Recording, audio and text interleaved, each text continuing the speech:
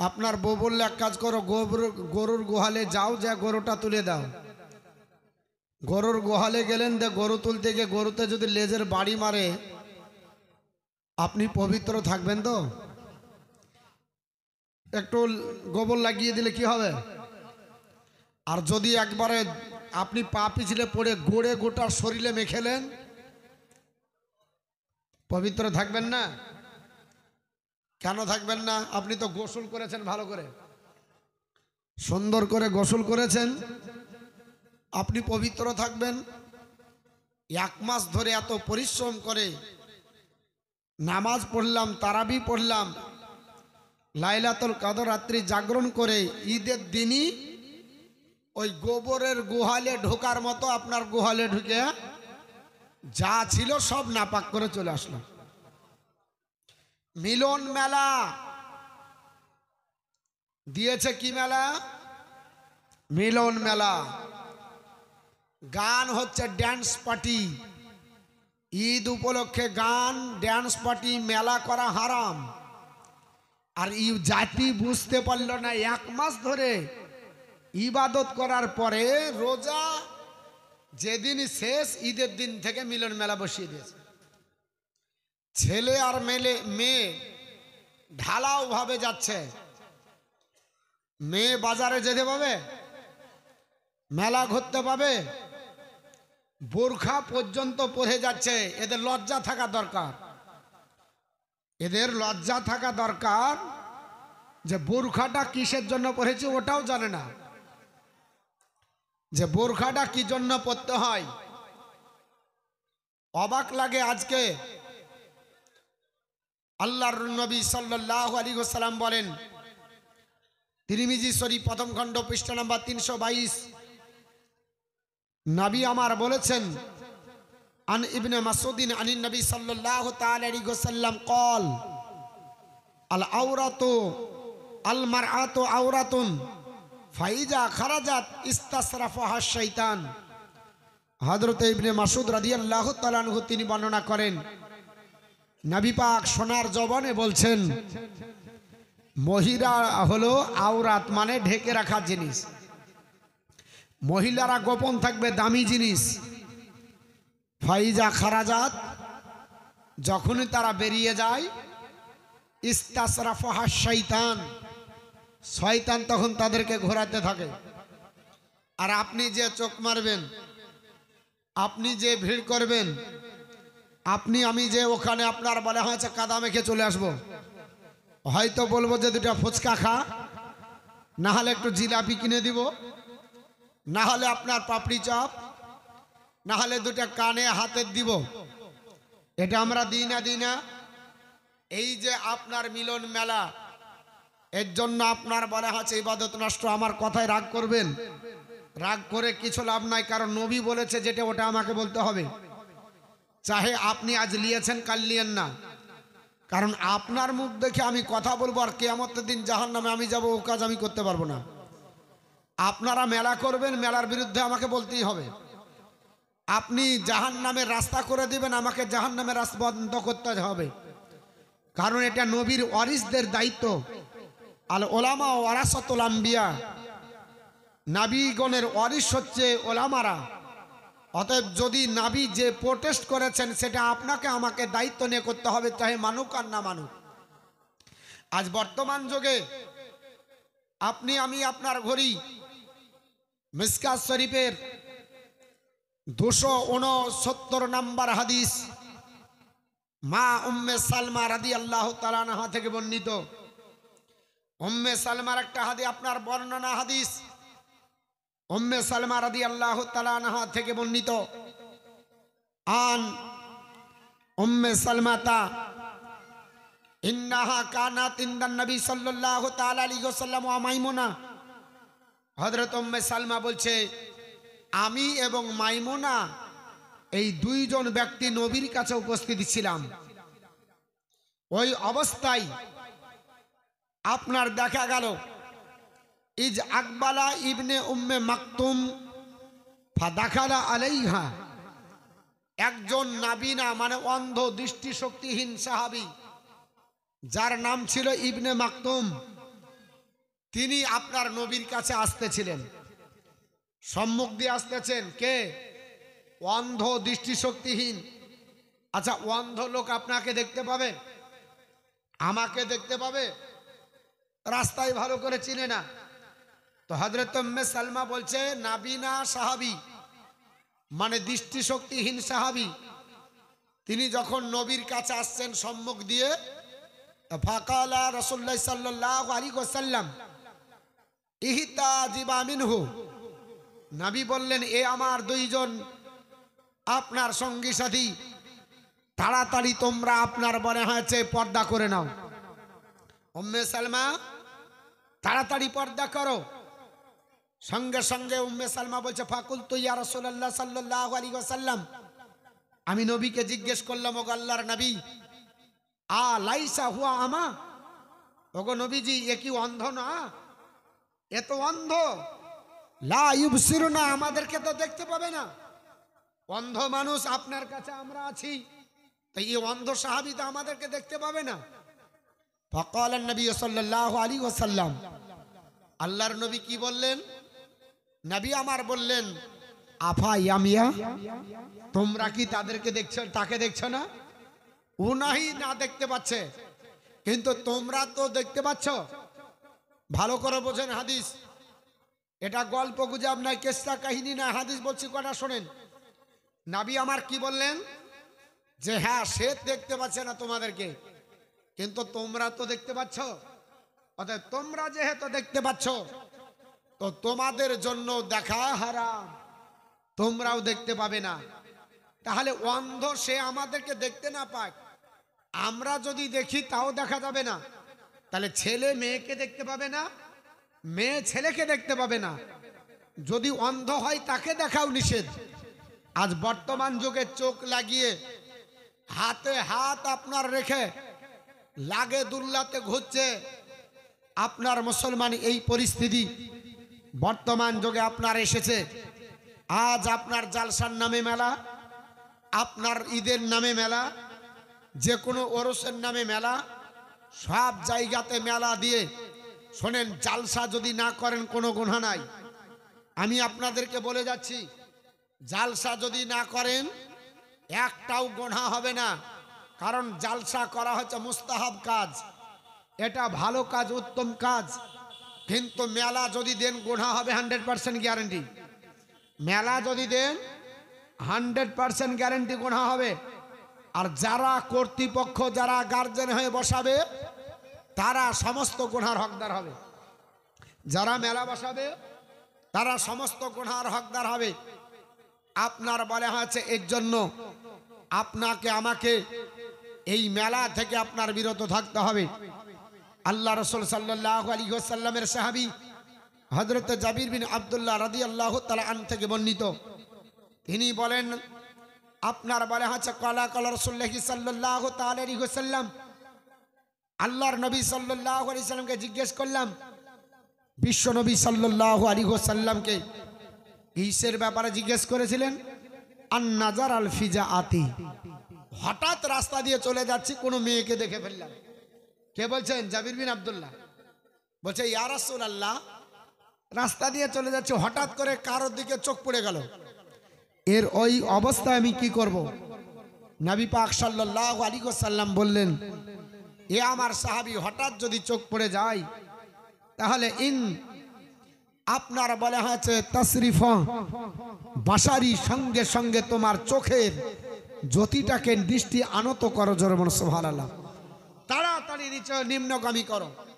পবিত্র কোরআন 18 পারা সূরা নূর 24 নম্বর সূরা আয়াত নম্বর 30, মহান রব্বুল আলামিন বলেন কুল্লিল মুমিনিনা ইয়াগুদ্দু মিন আবসারিহিম, হে আপনার আল্লাহর মুমিন বান্দা বান্দিরা, তোমরা শোনো, নবীকে আমার আল্লাহ বলতে বলছে, নবী আপনি বলে দেন, যারা মুমিন হবে তারা শুনবে।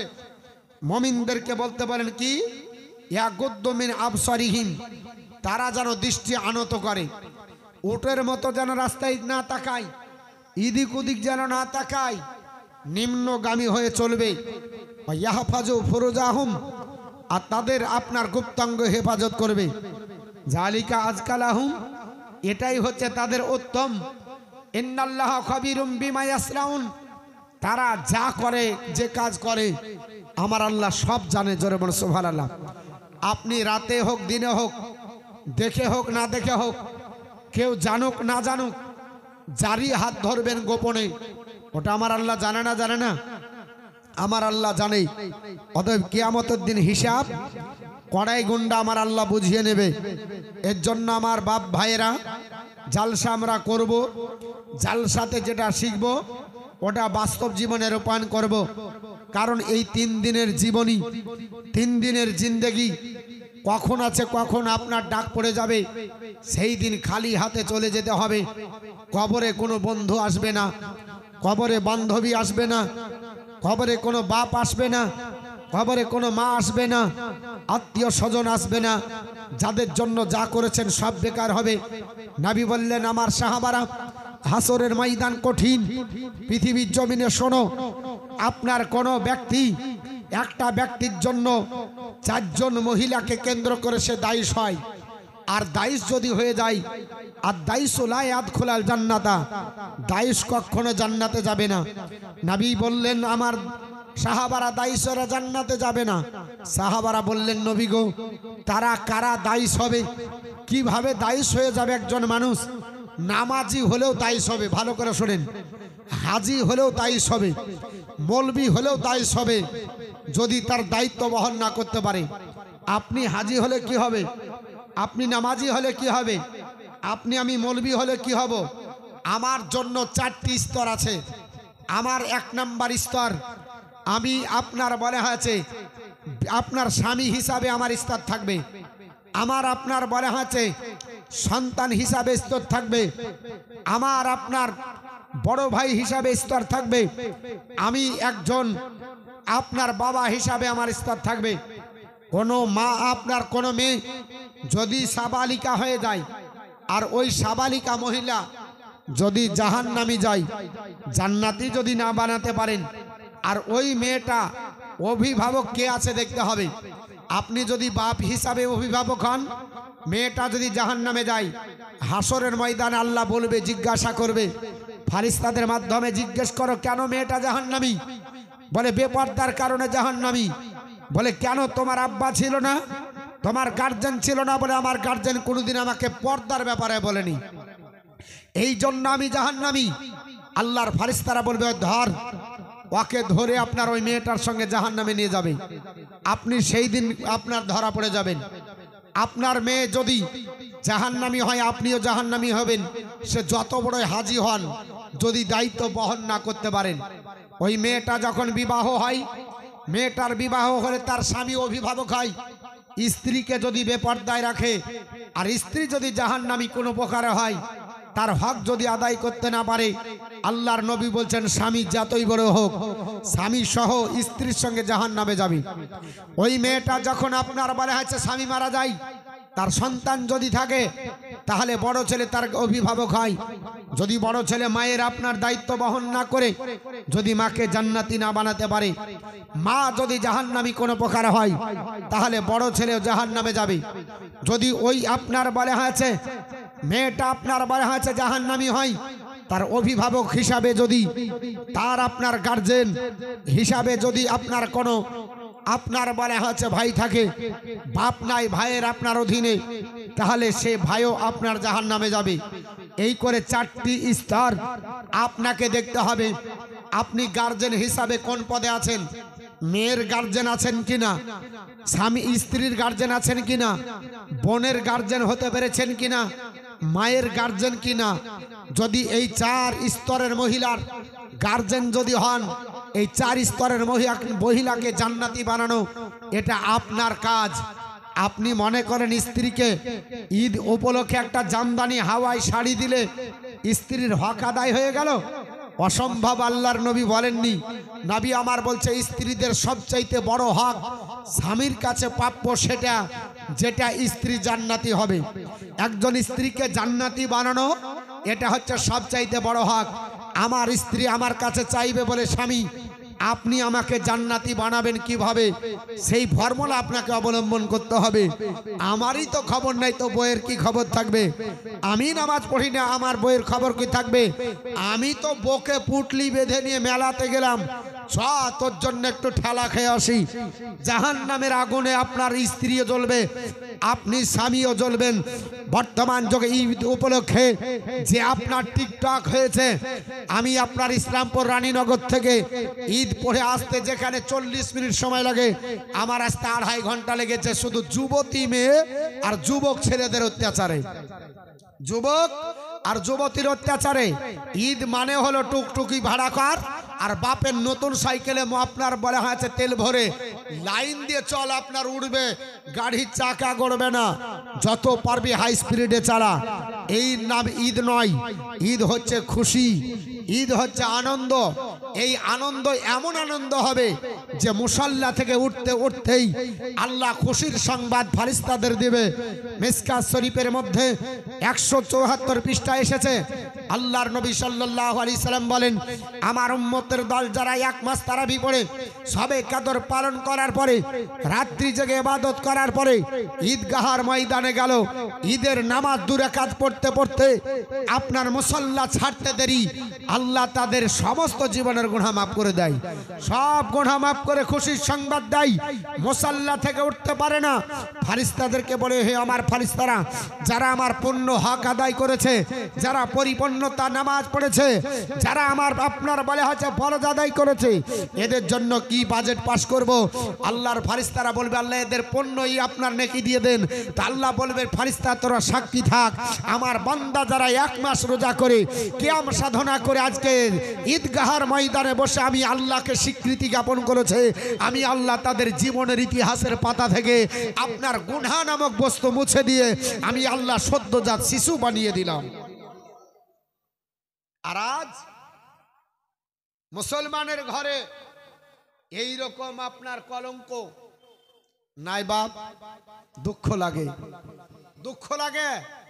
টিকটক করছে, যাচ্ছে হাত বাড়িয়ে দিচ্ছে, ডান্স করছে, গান করছে গো, ঈদ উপলক্ষে গান হচ্ছে। কয়া বোতল মদ খেয়েছে আল্লাহ ভালো জানে, মদ খেয়ে ধরা পড়লো, হিরোইন ধরা পড়েছে টবিডাঙ্গায় ঈদের দিন। এ জাতি কবে শিখবে ঈদ উপলক্ষে কি খেতে হবে? তো বলছে বিদেশি মাল চালা, জুতিয়া মারে এইসব লোককে বের করে দেওয়ার দরকার, এদেরকে জুতো মারার দরকার। যারা ঈদ উপলক্ষে বিদেশি মালের আপনার বলে হচ্ছে আমদানি করে, এটা কোনো আপনার বলে হচ্ছে অর্কেস্ট্রা থিয়েটার নয়, এটা কোনো আপনার বলে হচ্ছে আপনার ঈদ নয়, পুজো নয়, যে আপনার বলে হচ্ছে মদ পান করবে। মদ পান করা হারাম। অতএব পৃথিবীর জমিনে মুসলমান আমাদের সমাজ ব্যবস্থা যদি থাকতো এই রকম না আংলা, এরকম আপনার বলে হচ্ছে কলঙ্কিত ছেলে আমাদের দেশে জন্ম নিত না। সমাজ ব্যবস্থা নাই। আপনি মারতে যাবেন, বাপ বলবে আমার বেটা আমি দেখবো, তোকে দেখতে হবে না। আর বাপ জীবনে সোজাও করতে পারবে না, কারণ বাপ চাইতে খাঁচড়া ছিল, এর জন্য ও সোজা করবে কি করে? আমার কথায় রাগ হবে, কিন্তু দুঃখের সঙ্গে বলছি, ঈদ উপলক্ষে মেলা, আর কি গান বাজনার, কি ড্যান্স, আর কি যুবক আর যুবতীর মেলা।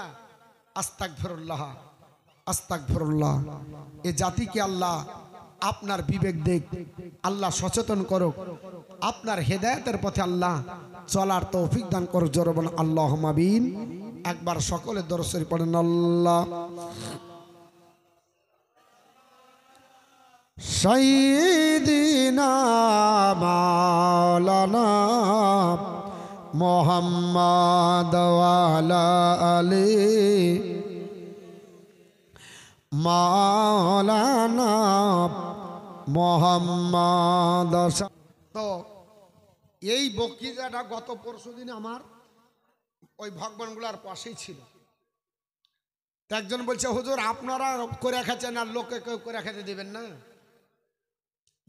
তার মানে মেলা বসানো এটা একটা ব্যবসা, আপনারা করে খাচ্ছেন আর লোককে করে খেতে দিবে না। তো আচ্ছা বলেন তো, ব্যবসা মানে যা খুশি তাই?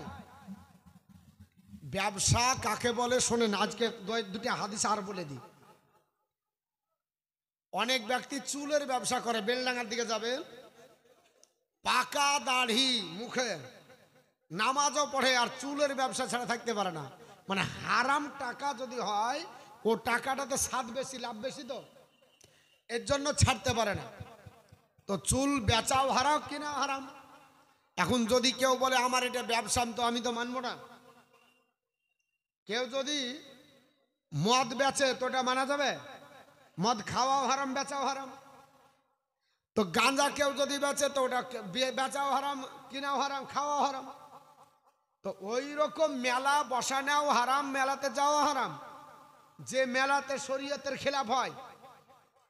তাহলে এখন আমি যদি মেলার বিরুদ্ধে বলি তা আপনার পেটে লাত মারলাম, এটা তো না। শোনেন আল্লাহ রাসূলের হাদিস, আর দুটো হাদিস আপনাদেরকে বলে দিই, তাহলে বুঝতে পারবেন একজন ব্যবসায়িকের মর্যাদাটা কত দূর। শোনেন, একজন ব্যবসায়িক নামাজির থেকে শ্রেষ্ঠ। আপনার নামাজি বলতে গেলে 5 ওয়াক্ত নামাজি না, যে ব্যবসা করে নামাজ 5 ওয়াক্ত পড়ে সেই ব্যক্তি সারা রাত্রি নফল ইবাদত করার চাইতে উত্তম হবে, আবিদ ব্যক্তির চাইতে শ্রেষ্ঠ। নবী আমার বলেছেন, আমার সাহাবারা তলাবা কাসাবাল হালালি ফারিদাতুন বাদাল ফারিদ, ফরজ নামাজের পরে হালাল রুজি উপার্জন করা ফরজ। তো সাহাবারা বললেন, ইয়া রাসূলুল্লাহ কিভাবে উপার্জন করতে হবে?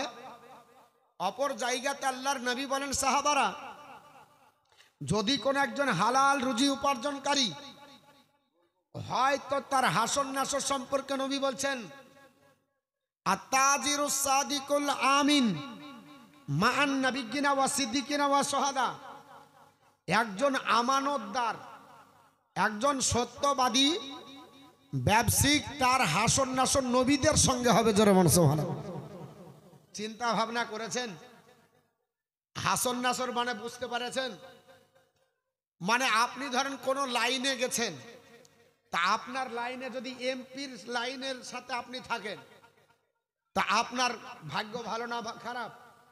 আপনি ট্রেনে গেলেন তো বলছে যে কি আপনাকে এমএল এর কোটাতে ভরে দেওয়া হবে। এমএলএরা যেখানে যাবে, এমপিরা যে গাড়ির সিটে বগিতে যাবে, তো আপনাদেরকে সেই বগিতে দেওয়া হবে। তো আমি কি করব? জেনারেল চাপবো? কি চাপবো?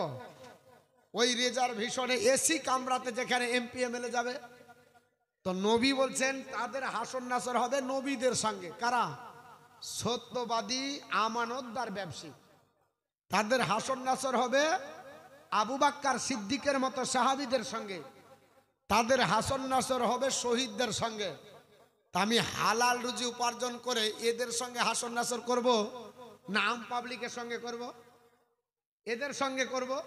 তাহলে আমার তো ব্যবসা সম্পর্কে জানার দরকার, যে একজন ব্যবসায়িকের মর্যাদা নবী আমার কত দিয়েছেন, যে হাসন নাসর নবীদের সঙ্গে হবে।